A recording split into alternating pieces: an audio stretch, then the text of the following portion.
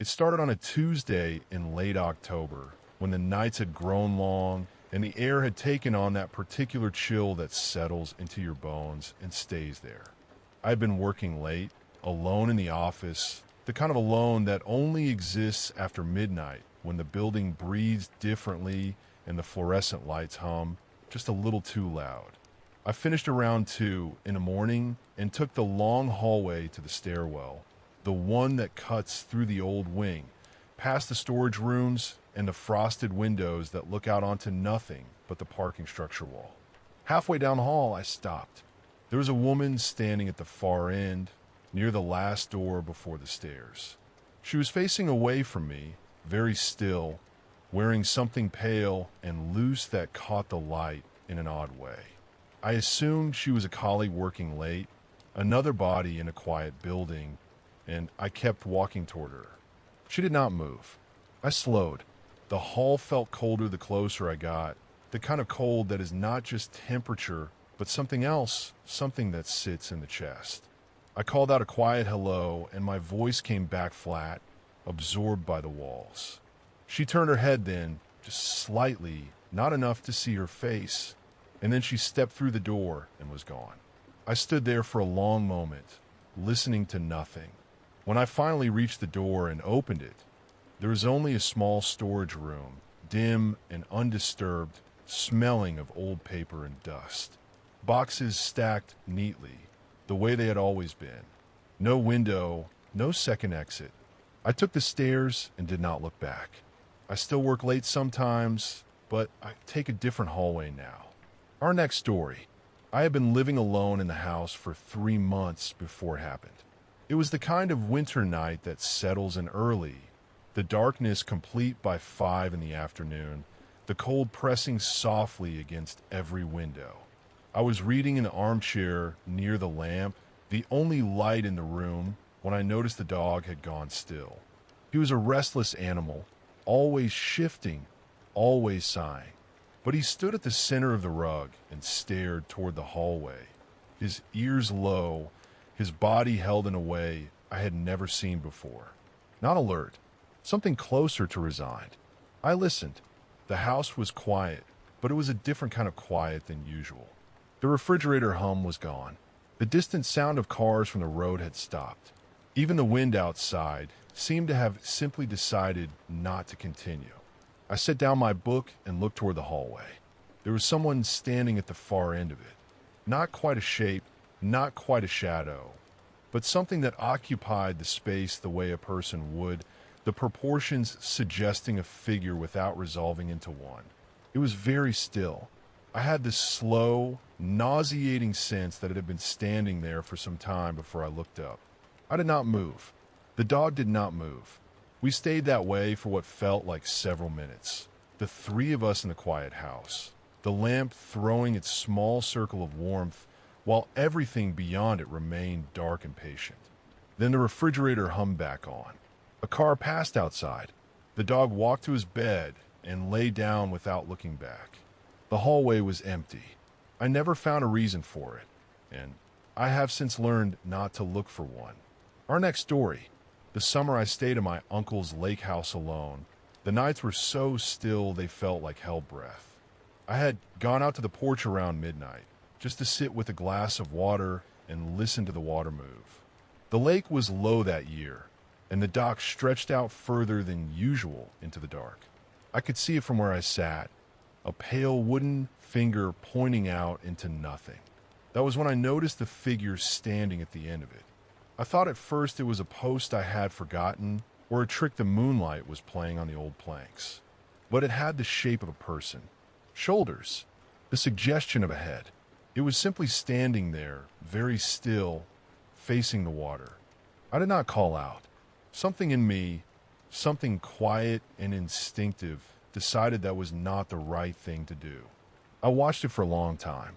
My water glass grew warm in my hands. The figure never moved, not even slightly, not the way a person shifts their weight or turns their head. It just stood the way furniture stands, with a kind of permanent patience. At some point I looked down at my hands. I'm not sure why. When I looked back up, the dock was empty. There was no splash, no footsteps on the wood, no sound at all to account for where it had gone. I went inside and locked the door, which felt both necessary and completely useless. I sat in the kitchen with all the lights on until morning came pale and ordinary through the windows. I never saw it again. My uncle sold the house the following spring. He never told me why. Our next story. I was driving home late one December on a road I had taken 100 times before. The fields on either side were frozen flat and pale, and the sky above them was the deep, starless gray of a night that had swallowed everything. My headlights caught the road in a narrow tunnel of yellow, and beyond that tunnel there was nothing. Just the quiet hum of the heater and the soft sound of tires on cold asphalt. About 40 minutes from town, the car ahead of me appeared. It was moving slowly, maybe 30 miles an hour, its red taillights burning steadily in the dark. I eased off the gas and followed at a distance. There was no reason to rush. The road was long and straight and entirely empty except for the two of us. I watched those lights for several minutes. There was something almost comforting about them, a little companionship in all that stillness. Then I noticed a shadow in the back seat. It was the silhouette of a person visible through the rear windshield, and they were turned completely around, facing me. I could see no features, only the outline of a head and shoulders, motionless, pointed directly in my headlights. I told myself it was a child, a passenger resting in an odd position. I told myself the angle of the glass was distorting things. The car ahead continued at the same slow pace for another mile, and the silhouette never shifted. Then the taillights dimmed, and the car turned down a side road without slowing, and the darkness closed behind it. I drove the rest of the way home without the radio. I kept my eyes on the road and my hands very still on the wheel. I did not look at my rearview mirror once. Our next story. It was just past 2 in the morning when I woke to the sound of someone setting a glass down on the kitchen counter. A soft, careful sound, the kind a person makes when they're trying not to disturb anyone. I lay still for a long time, listening. The house settled around me the way old houses do, breathing its slow wooden breath, and I told myself it was nothing. Pipes. The refrigerator. The ordinary sounds a quiet place makes when you're the only one awake to hear them. But I had heard it distinctly. The soft tap of glass on laminate, deliberate and close. I got up eventually because something in me needed to know. The hallway was dark and cool and smelled faintly of rain, though the windows were all closed. I moved toward the kitchen without turning on any lights. I'm not sure why. Some instinct kept my hand away from the switch. The kitchen was empty. The counter was bare. A thin bar of blue streetlight came in through the window above the sink and lay across the floor, and I stood in it for a while just breathing. Everything was exactly as I had left it before bed, except one of the kitchen chairs had been pulled slightly away from the table. Not far, just enough that someone could have been sitting there or had perhaps only just stood up. The seat cushion was indented in a way I noticed and then tried not to think about. I went back to bed. I did not sleep again for a long time. In the morning, I straightened the chair and made coffee, and the day came in through the windows, ordinary and pale, and I never found any explanation for it. I still have not. Our next story. The library closed at 9, but I had stayed past closing to finish the last chapter of a book I had been meaning to return for weeks. The janitor let me out through a side door, and I remember the specific way the night air felt against my face, cold and very still, like stepping into something that had been waiting. The parking lot was empty except for my car at the far end, under the one light that was working. I walked toward it slowly, not because I was afraid, just because the silence was the kind that made you want to move carefully through it, like it was something fragile. I was maybe 20 feet from my car when I noticed the woman standing beside it. She was very still. She was facing away from me, toward the dark tree line at the edge of the lot. wearing a pale coat that caught the overhead light in a flat, colorless way. I stopped walking. I watched her for a moment, expecting her to move, to turn, to do something ordinary that would explain her presence there at that hour. She did not move. I called out something simple, asked if she was all right, and my voice sounded thin and wrong in all that quiet. She did not respond. She did not shift or startle or turn her head. I walked a wide arc around my car, keeping my eyes on her, unlocked it without looking away, and got in. I sat there for a moment before starting the engine, and through the windshield, I could still see her standing exactly as she had been, facing the trees. I drove home. I never told anyone. I still think about the way she was so completely, patiently still. Our next story. I moved into the apartment in January when the cold pressed flat against every window and the radiator clicked and groaned like something settling into old bones. The building was quiet that way old buildings are quiet, heavy with the weight of everyone who had lived there before you. I had been awake too long that night, grading papers at the kitchen table when I noticed the hallway light was on. I was certain I had turned it off. I walked to the switch and clicked it down and stood there a moment listening to the stillness. Then I heard the elevator at the end of the hall, a low mechanical hum, the groan of the cable pulling something upward through the dark shaft. I waited. The doors opened with a soft chime. Nobody stepped out. I told myself it was a neighbor, someone who had changed their mind and taken the stairs. I went back to my table and poured the last of my tea, now cold, and sat with both hands around the cup. The elevator hummed again, rising. I heard it stop at my floor a second time. The same soft chime, the same long silence. I did not go to check. I sat very still and listened to the building breathe around me. The pipes, the wind finding gaps in the old window frames, the radiator ticking down toward quiet. After a while, the night went still in a different way, the way it does just before morning, when even the ordinary sounds seem to hold their breath. I never heard the elevator return to the ground floor. I never heard those doors close. I finished my tea and graded 3 more papers and did not look at the hallway again until daylight came. Our next story. There was a period some years ago when I worked the closing shift at a small greenhouse on the edge of town. Most nights were unremarkable. The drive home took me past empty fields and a handful of scatter houses, and I would arrive at my door tired and smelling faintly of soil and damp leaves. One night in early March, I stopped at the roadside to stretch my legs. It was cold, the kind of cold that settles into your coat and stays there, and the sky was perfectly clear. I stood beside the car for a while, just breathing. There was a narrow irrigation ditch running along the far edge of the field, and standing beside it was a woman. She was very still. Her back was toward me, and she was looking out at nothing in particular, just the flat, dark field beyond the ditch. I could not tell much about her, except that her clothes seemed too light for the temperature.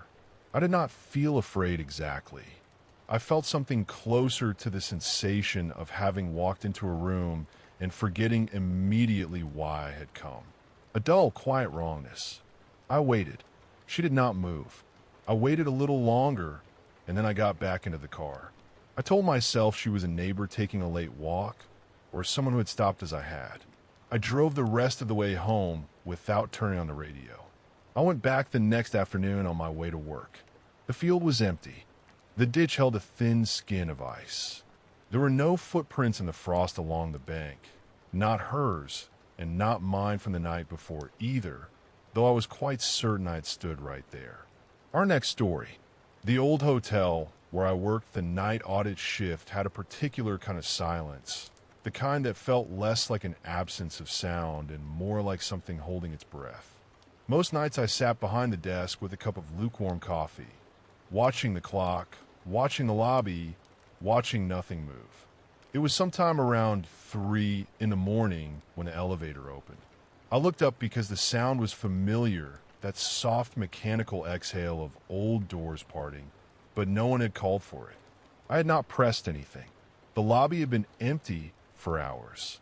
Still, there it was, standing open at the far end of the room, the warm amber light inside falling out across the marble floor like a long, quiet invitation. I waited for someone to step out. No one did. I walked over slowly because I was tired and because curiosity is a slow thing at 3 in the morning. The elevator was empty. The carpet inside bore a faint pattern of diamonds in burgundy and gold. The mirrored walls reflected me back in triplicate, pale and small. I pressed the button for the lobby again, stepped out, and watched the doors close. Then I heard it. Soft footsteps from above, moving across the ceiling, crossing the full length of the floor overhead in a single slow pass, then stopping. The third floor had been closed for renovation for 11 months. The key to the stairwell was still on its hook behind my desk. The elevator did not move again. I stood in the lobby for a long time after that, looking up at the ceiling, at the plaster scrollwork and the dim chandelier, listening to a silence that felt now like something breathing slowly just above me, patient and unbothered, settled in for the night. Our next story. The fog had come in off the water by the time I reached the park, and the path lights were doing almost nothing against it. I had walked that route 100 evenings before, a simple loop through the small coastal park near my apartment, 20 minutes at most. It was something I did to clear my head before bed. I was maybe halfway around when I noticed a bench. There was a woman sitting on it, perfectly still, facing the dark stretch of grass that sloped down toward the water.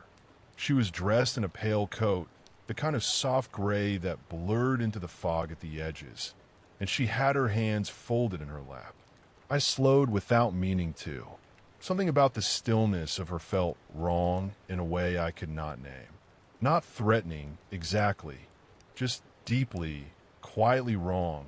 The way a room feels wrong when something in it has been moved and you cannot tell what. I kept walking. I told myself she was simply sitting there, that people sit in parks, that there was nothing unusual about any of it. I finished the loop and came back around the long way, past the same bench. She was still there, same position, hands folded, facing the water. The fog had thickened. The park was otherwise empty, utterly silent except for the low, soft sound of the tide somewhere below. I stopped and looked at her for a long moment, and in all that time she did not move, did not breathe that I could see, did not turn. I walked home. I did not run. I have gone back to that park many times since. I have never seen her again, and I have never fully convinced myself that I imagined her. Our next story. The train was nearly empty by the time it reached the last few stops before mine, which was usual for that hour on a weeknight. I had been riding this same line home for 2 years, and I knew its rhythms the way you know a familiar song. The mild sway of the car, the yellow overhead lights, the soft recorded voice announcing stations no one was getting off at anymore. There was one other passenger in my car, a woman seated at the far end, facing away from me. She had been there since I boarded, still and straight-backed in a pale coat, her hair pinned up neatly. I remember thinking she looked overdressed for such a late hour, for such an empty train. The car swayed. The lights dimmed briefly, as they sometimes did between stations, and when they steadied again, I noticed she had not moved at all. Not her shoulders, not her hands folded in her lap, not the slight lean most people make when the train takes a bend. I watched her the way you watch something without meaning to. At the next station, the doors opened and no one boarded. I glanced toward the platform, and when I looked back to the far end of the car, she was gone. The doors had not closed yet. They stood open for exactly 8 seconds, as they always did. I had not heard footsteps, had not seen movement in my periphery, had not felt the subtle shift of air that comes when someone passes near you. The doors closed. The train moved on. I sat with the empty car the rest of the way home, watching the dark windows, listening to the soft recorded voice name each station quietly into the night. Our next story. It was my third night house sitting for a neighbor I barely knew, out on the edge of a rural property where the nearest streetlight was too far to matter. The house was comfortable enough, warm and still, and I had settled into the quiet routine of someone who belongs somewhere they do not quite belong. Around midnight, I stepped outside to let the dog in from the yard. The air was cold and smelled faintly of wood smoke from somewhere distant, and the sky above the tree line was very clear, the kind of clear that makes sounds carry strangely. The dog was at the far edge of the yard, near the old wooden fence that separated the property from the field beyond. She was not barking. She was simply standing very still, facing the fence, and something about the way she held herself made me stop on the porch steps and wait. Then I noticed the figure on the other side. It was standing in the field, just beyond the fence line, almost entirely lost in the dark. I could not make out any features. I could not tell if it was facing me or facing away. It did not move. The dog did not move. Nothing moved, and the cold air pressed in around me with a patience that felt almost deliberate. I called the dog's name softly. She turned immediately and walked back to me and went inside, brushing past my legs as though nothing had happened. I stood there a moment longer looking toward the fence. Whatever had been, there was no longer visible. I could not say with any certainty that it had moved or that it had ever been there at all. I went inside and locked the door and did not look out the windows again that night. Our next story. My grandmother's house sat at the end of a gravel road. In the summer, I turned 19. I agreed to stay there alone while the estate was being settled. The rooms smelled of cedar and something older, and the windows let in very little light, even during the day. On the fourth night, I could not sleep, so I sat in the kitchen with a glass of water and listened to the house settle around me. It was past midnight, still and humid, the kind of night that muffles sound and makes the darkness feel closer than it should. I noticed the back door was open. Not wide, just a few inches, enough that I could see the pale grass of the yard beyond it, and the tree leaned further back, dark and soft-edged against the sky. I was certain I had locked it before bed. I sat there for a long moment before I got up and looked outside. The yard was empty. The air smelled like rain that had not come yet. A single moth circled the porch light above me, casting a faint, wavering shadow across the steps. Then I saw the chair. My grandmother had kept two old wooden chairs on the back porch for as long as I could remember. They were always pushed against the wall side by side. That night, one of them had been moved to the center of the yard, perhaps 30 feet out, facing the house. Facing the kitchen window I had been sitting at. I stood in the doorway for a long time, looking at it. There was no wind that night. The trees did not move. The chair sat perfectly still in the dark, and I could not tell how long it had been there, or why it felt like something I was not supposed to have seen. Our next story. The lighthouse had been decommissioned for years before I took the caretaker position, which mostly meant checking that the doors were locked and the structure was sound. I went on a Wednesday evening in late September, when the sky was the color of old pewter and the sea below made no sound at all. The stairs wound up through the tower in a slow, patient spiral, and I counted each step the way I always did, a habit I could not explain. The beam room at the top was cold and dim, smelling of salt and something faintly sweet, like candle wax from long ago. I checked the windows, noted a hairline crack in the glass on the north side, wrote it in my log. It was when I turned to leave that I noticed the chair. It was wooden, simple, positioned to face the dark water, and it had not been there the last time I came. I knew that with a certainty I could not argue with. I stood for a long moment looking at it. There was a small indentation in the seat, the kind left by someone who had been sitting for a very long time. The stairs were quiet on the way down. The door at the base was still locked from the outside, the way I had left it. I walked back along the causeway to the mainland and did not look behind me. which was something I never usually resisted. The water on both sides was perfectly flat and perfectly dark, and the air smelled like the inside of the beam room, that faint sweetness all the way to my car. I filed a report. I mentioned the crack in the glass. I did not mention the chair. I have never been entirely sure why. Our next story. There was a period between jobs when I spent a lot of time at the all-night laundromat on Mercer Street. It was the kind of place that hummed with old fluorescent light, the kind that makes everything look slightly wrong, and I would go late around midnight when no one else was there. One night in early March, I was sitting on the bench near the back, watching my clothes turn slowly behind the glass when a woman came in. She was older, wearing a long gray coat, and she carried nothing with her. No bag, no laundry. She sat down across from me without looking at me and folded her hands in her lap. I watched her in the way you watch someone when you are pretending not to. She stared straight ahead at the row of machines, none of which were running except my own.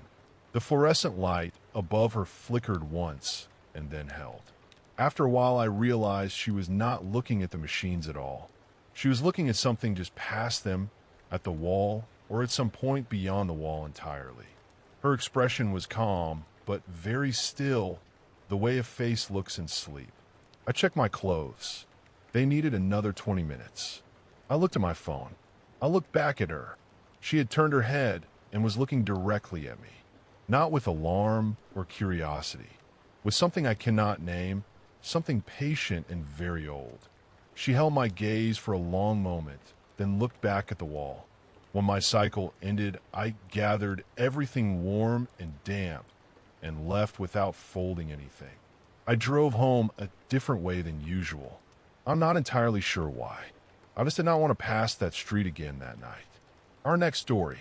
The campground was closed for the season, but rangers were still allowed to stay in the staff cabin through November, and I had volunteered for the last solo rotation without quite understanding what that silence would feel like. Most evenings I read by the small lamp near the window. The trees outside held their darkness close, and the only sounds were the occasional settle of the roof and the faint movement of wind through the pines. I had grown almost comfortable with it by the second week. It was on a Wednesday, sometime after midnight, that I noticed a fire. Not a large one, just a low, steady glow in the trees, maybe 200 yards from the cabin, where the trail curved toward the lower campsites. I stood at the window for a long time watching it. It did not flicker the way a campfire does. It sat there perfectly still, like something placed rather than built. I told myself it was a lantern. I told myself someone had left something behind. I did not go out. After a while, I moved away from the window and sat in the center of the room with the lamp on, listening. Nothing changed. The cabin stayed quiet. The pines moved gently in the wind outside. I could hear my own breathing. When I finally looked again, closer to 2 in the morning, the glow was gone. I walked that section of trail the next morning in the pale gray light. The ground was soft from recent rain, and the trail held its impressions well. There was no ring of ash, no disturbed earth, no sign that anyone had been there. Only a faint smell I could not name, something low and mineral and still that faded before I could decide if I had imagined it. Our next story. My grandmother passed the winter I turned 22, and her small house on the edge of a wheat field sat empty for nearly a year before anyone could bring themselves to sort through her things. I volunteered partly out of guilt and partly because I had nowhere else to be that autumn. The house had no internet, and the nearest town was 40 minutes south, so the evenings were long and genuinely quiet in a way I had forgotten was possible. I slept in her old bedroom because it felt warmer than the others, and I left the hallway light on, which she never would have allowed. On my 4th night there, I woke sometime after midnight to find the room filled with a very particular stillness. Not the ordinary stillness of a quiet house, but something more deliberate, like the air itself had paused. The hallway light was off. I assumed the bulb had gone. I lay there for a while without moving. Through the bedroom window, the field outside was pale under a half moon, and the wheat stood completely motionless. No wind at all. Then I noticed the chair in the corner of the room. My grandmother had kept a low wooden chair there, where she folded laundry. I had moved it to the hallway 2 days before, because it was in my way. I remembered doing it clearly. It was back in the corner. I looked at it for a long time. It was just a chair. It sat exactly as she had always kept it, angled slightly toward the window, as though someone had been sitting there and had simply stepped away. I did not get up to check the hallway. I did not sleep again that night. In the morning, I found no explanation, and I stopped looking for one. Our next story. The observatory had been shut down for renovations, but my access badge still worked, and I had stayed late to finish calibrating the secondary telescope before the contractors arrived in the morning. By midnight, the building was entirely mine. All long corridors and humming equipment and the low mechanical breathing of the ventilation system. I had stepped outside onto the observation deck to clear my head. The air was thin and cold up on the ridge, and the valley below was a scattered arrangement of distant lights, very small and very still. I stood there for a while, just listening to nothing in particular. Then I noticed the figure on the lower terrace. It was standing at the railing about 30 feet below me, motionless, facing out toward the dark valley. I assumed at first it was a colleague, someone else who had stayed. I called down, softly, not wanting to break the quiet entirely. The figure did not move. I called again, and my voice came back flat against the concrete, absorbed by the cold air almost immediately. I watched it for a long time. It was the right shape for a person, stood the right height, wore what appeared to be a dark jacket. But it did not shift its weight or turn its head or do any of the small, unconscious things a person standing still will eventually do. I went inside and took the stairs down to the lower level.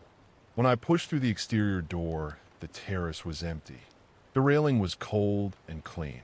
There were no footprints in the thin layer of grit and dust along the concrete floor, none except my own trailing behind me.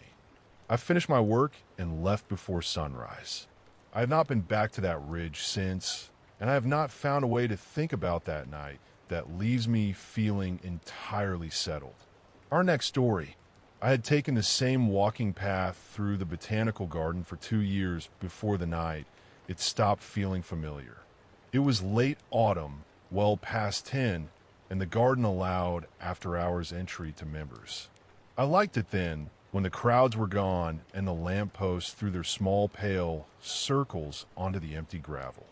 The cold had come in sharply that week, and my breath moved ahead of me in thin drifts as I walked the central path between the bare hedgerows. I had reached the far pond, where the water sat black and perfectly still, while I noticed someone standing on the opposite bank. Not moving, just standing, facing the water the same as I was, hands at their sides. The distance between us was maybe 40 feet, enough that I could see the shape of them clearly, a person in a dark coat, but not enough to see any expression. I stood there for a long moment. I remember the sound of nothing, the kind of silence that feels constructed, like something had agreed to be quiet all at once. The lamppost did not reach the far bank, and the figure stood just past where the light ended, so that they existed more as an outline than a person. I thought to call out. I did not. After a while, I took a slow step back along the gravel, and then another, and I turned and walked the long way around toward the east gate. I did not look back until I was almost at the exit, and by then the far bank was too dark and too far to see anything at all. The garden records showed no other members entered that evening. I checked the following morning with a calm I did not entirely feel. Our next story. The night I finished painting the back bedroom, I was too tired to clean the brushes properly, so I left them soaking in a jar on the windowsill and made my way to the kitchen for something to eat. The house was new to me, a rental I had taken in early spring, and I was still learning its sounds, the way the pipes settled after dark, the particular creak of the hallway floor near the linen closet. I was comfortable enough, or trying to be. I made tea and stood at the kitchen window, looking out at the small yard. The motion light on the back fence had not triggered, so everything was dark except for the pale square of light falling from where I stood. The grass was still and the night was very quiet. I drank slowly and watched the yard without thinking much at all. Then I noticed the chair. There was a wooden chair sitting in the middle of the yard, facing the house, facing the window, facing me. I did not own a chair like that. I had no outdoor furniture at all.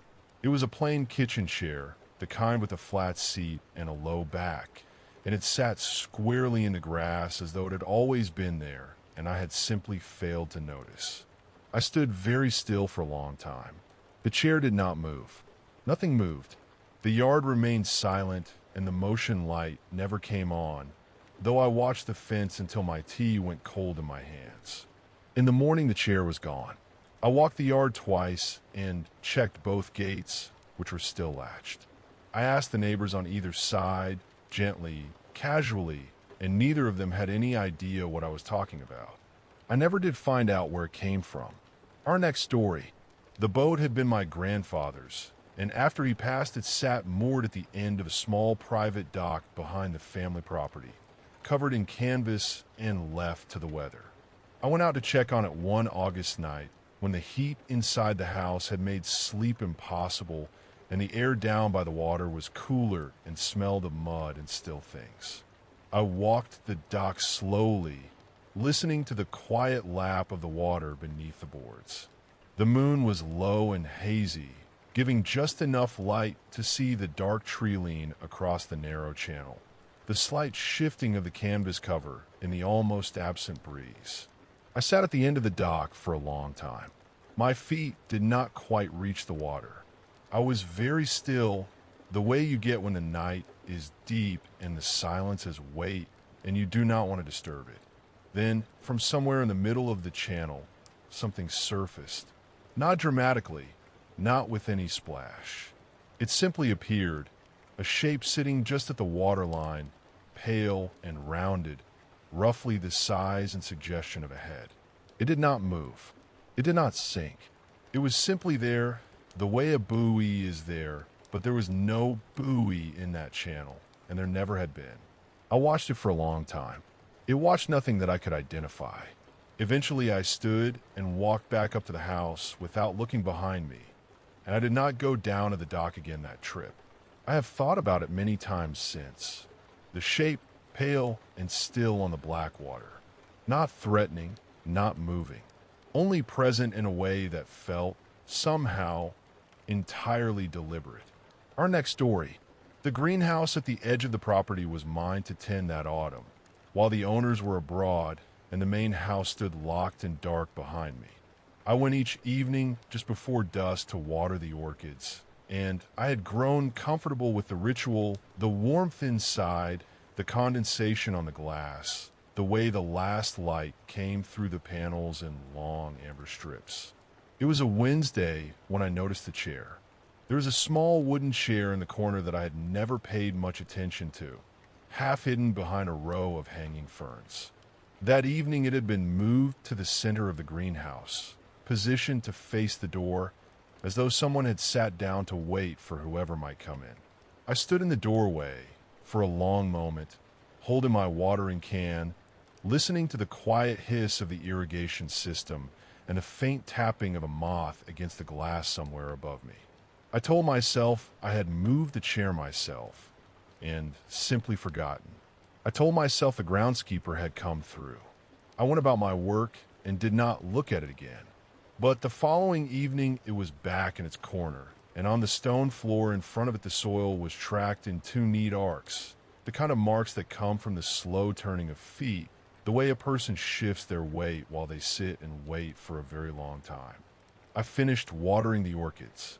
I turned off the interior light.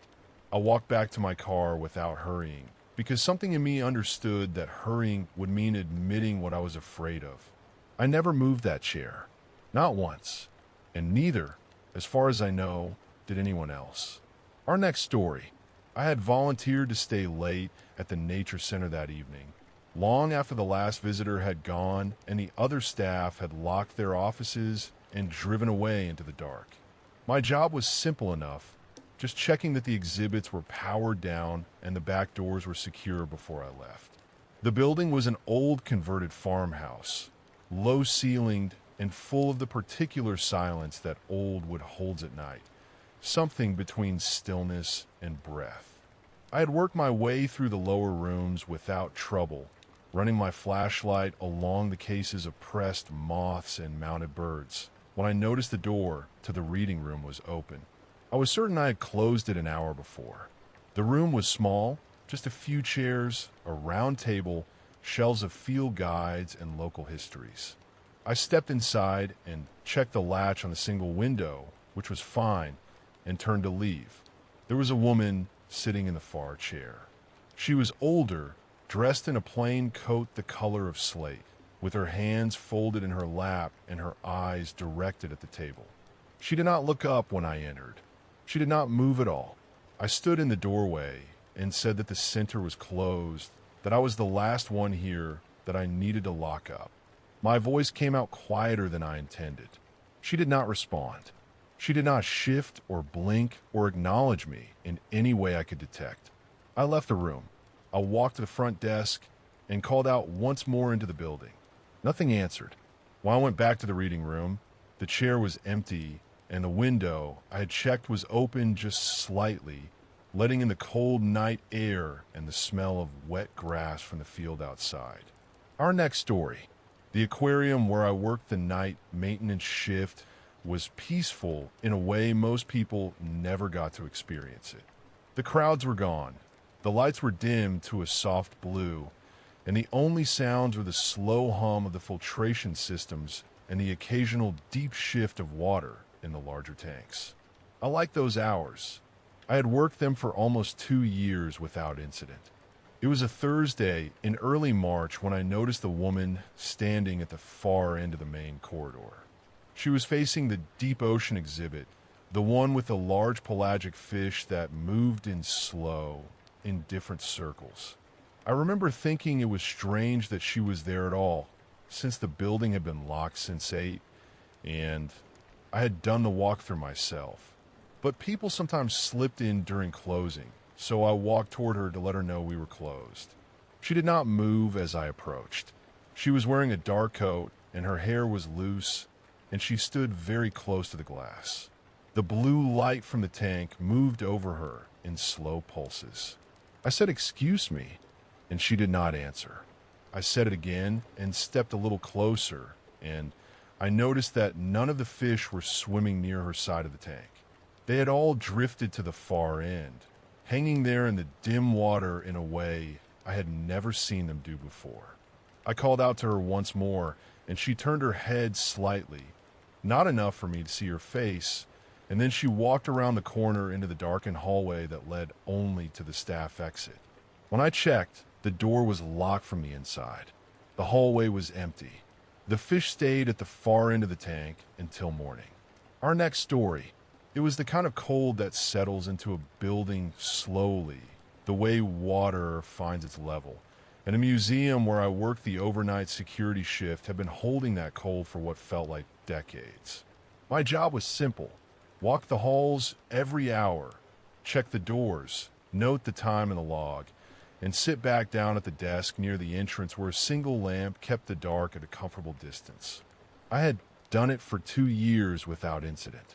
I knew the sounds of that building the way you know the sounds of your own breathing, the particular groan of the east corridor settling, the soft tick of a radiator that never quite worked, the way silence pooled in the rooms between the exhibits. It was a Thursday in February, somewhere past 3 in the morning, when I made my usual round through the natural history wing. The cases along the walls held preserved specimens behind glass, birds mostly, and small mammals arranged in careful poses meant to suggest life. I had stopped noticing them long ago, but that night I noticed something. At the far end of the room, near the largest case, a figure stood with its back to me, still and dark about the height of a person wearing what looked like a long coat. I stopped walking. I stood there for a moment that felt much longer than a moment. The figure did not move. I turned on my flashlight. The beam crossed the room slowly, and when it landed on that far corner, there was nothing there. Only the glass case, the faint shapes of birds inside it, the wall behind. I finished my round. I sat back down at the desk. I wrote nothing unusual in the log, because I could not find the words for what I had or had not seen. Our next story. The archive basement had a smell I came to know well that winter, old paper and stone, and something faintly mineral like well water. I had been cataloging donations for the Historical Society, and because the elevator was unreliable after hours, I usually stayed until my work was finished rather than risk losing my place on the shelves.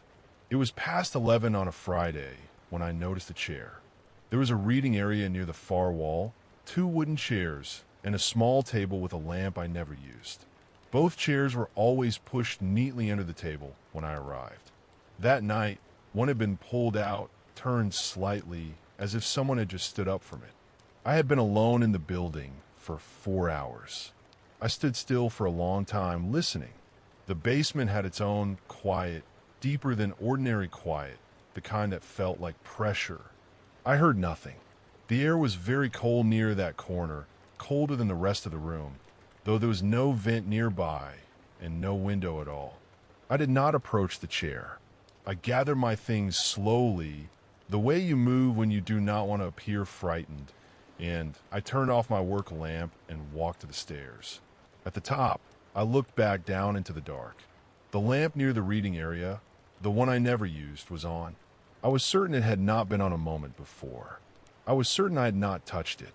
I stood there for what felt like a very long time, watching the small circle of light it cast below, the empty chair sitting just inside it. I locked the door and drove home and did not go back for 2 weeks. When I returned, the chair was pushed neatly under the table again. Our next story. I used to take long walks through the neighborhood after midnight, during the months when sleep would not come easily.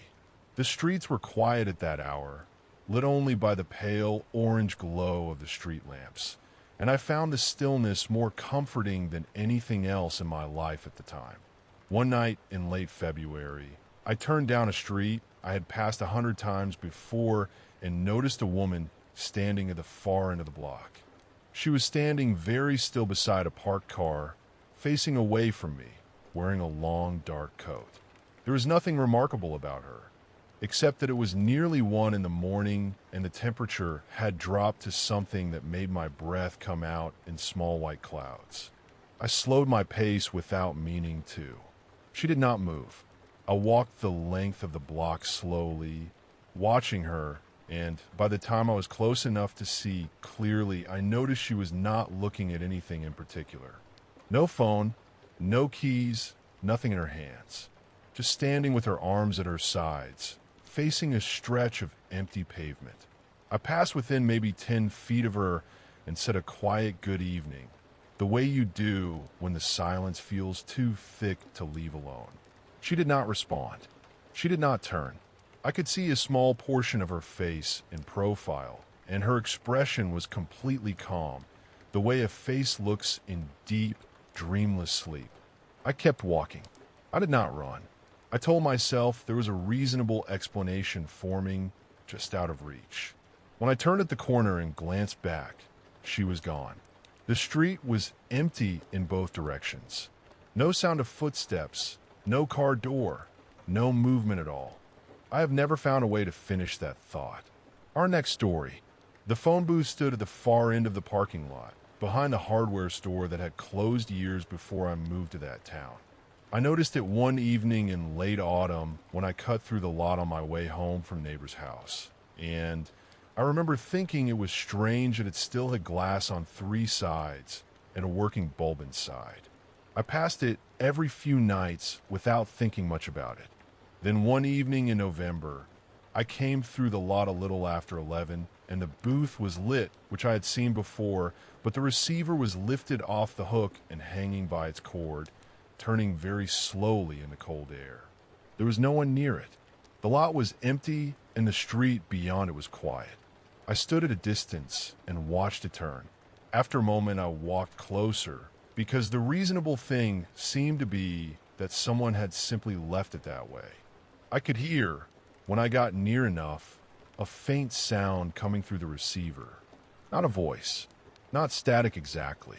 A low, even tone, the kind that sits just below the frequency you can fully place, soft enough that I kept thinking it might be the wind through a gap in the glass. I did not pick it up. I stood there long enough that my fingers went cold, and then I walked home without looking back. The next time I came through the lot, the booth was dark, the receiver back in its cradle, and it stayed that way every night after. I checked for a long time. I never found out if the line had been active. I never found out who or what had lifted the receiver before I arrived. Our next story. The night I agreed to watch over the community garden, I did not expect to be there past midnight. The woman who organized it had asked me weeks before something about a gate that needed checking, a water system that had been left running. I said yes without thinking much about it. The garden was tucked behind a row of older buildings, separated from the street by a high wooden fence. Once I was inside, and the gate was closed behind me, the city noise dropped away almost entirely. Just the soft movement of leaves, the distant hum of something electrical, the smell of soil and late-season herbs. I did what I came to do. I found a valve, turned it, made sure the gate latch was seated. I was nearly ready to leave when I noticed the light at the far end of the garden. It was a pale, still glow, low to the ground, coming from somewhere near the back wall where the older plots were, the ones that had been left fallow for years. I stood for a moment and watched it. It did not flicker. It did not move. It was simply there, soft and even, the way a lamp looks through thick curtains. I walked toward it slowly. The gravel path made small sounds under my shoes. As I got closer, I could see there was nothing there, no lantern, no phone, no obvious source. Just a faint light settling over a patch of bare earth, as though it had always been there. I stopped about 10 feet away and waited. The light did not change. The garden was completely quiet. I left without going any closer. I have not been back since, and the woman never asked me to return. I think about it sometimes, on nights when the air has that same particular stillness. Our next story. The old church had been converted into a records office years before I started working there, but it still felt like a church at night. I had stayed late to finish an inventory audit, just me and the long wooden tables and the pale glow of my desk lamp. The windows were tall and narrow, and by 8 o'clock the darkness outside them was complete. I finished around 9 and began packing up my things.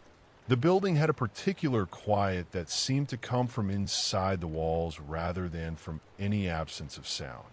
My footsteps moved through it like stones dropped into still water. I was pulling on my coat when I noticed the door at the far end of the hall was open. It led to what had once been a side chapel, a small room we used for overflow storage. I was certain I had closed it that morning. I stood for a moment, watching the gap between the door and the frame, the darkness inside it. I told myself the latch was old. I told myself the building settled in the cold. I walked toward it slowly, meaning to pull it shut. When I got close enough, I stopped. There was someone standing in the storage room. I could see the outline of them in the faint light from the hall, very still, facing the back wall. They did not move when my footsteps slowed. They did not turn.